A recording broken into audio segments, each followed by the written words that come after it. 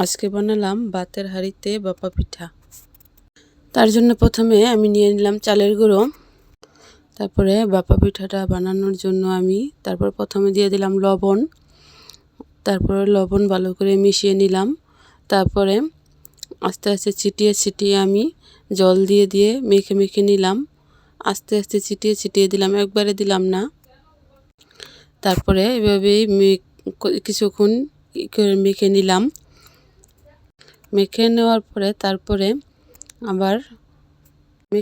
পরে তারপরে মুঠ করলে যে সময় নাকি হাতের মুঠো হবে তখন বুঝতে হবে যে ভাপা পিঠার উপযোগী হয়েছে।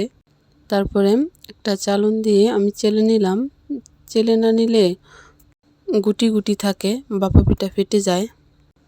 তারপরে আমি খেজুরের চাটি কেটে গুঁড়ো করে নিলাম।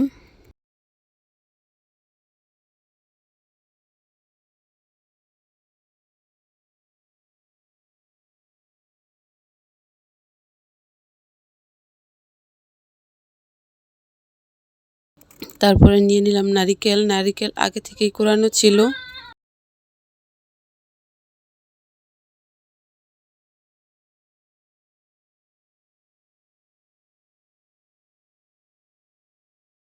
তারপরে একটা ছোট বাটি নিয়ে নিলাম।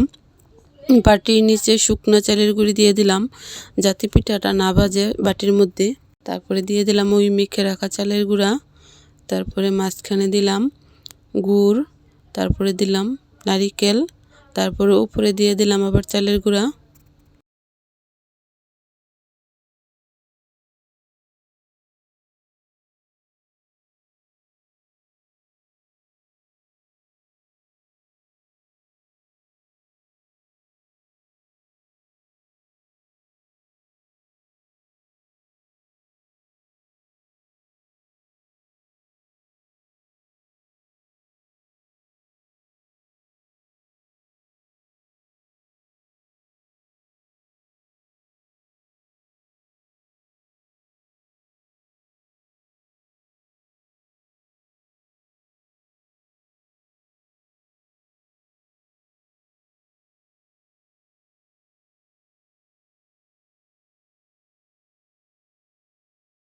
তারপরে একটা নেট কাপড় আমি নিয়ে নিলাম।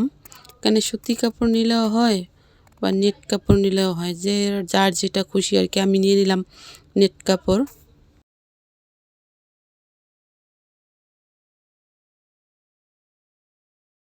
আর একটা নিলাম আবার সুতি কাপড়। তারপরে আমি চুলাতে আগেই একটা হাঁড়ি বসিয়ে দিয়েছিলাম। হাঁড়ির মধ্যে আগে জল গরম করে নিয়েছিলাম। তারপর উপরে একটা চালন দিয়ে দিলাম। চালনের উপরে ভাপা পিঠাগুলো দিয়ে দিলাম। তারপরে 15 থেকে 20 মিনিট পরে পিঠাটা আমি নামিয়ে নিলাম। তো আমার পিঠাটা এখন হয়ে গেছে একদম রেডি। আমি এখন পিঠাটা নামালাম। ধন্যবাদ সবাইকে ভিডিওটা দেখা।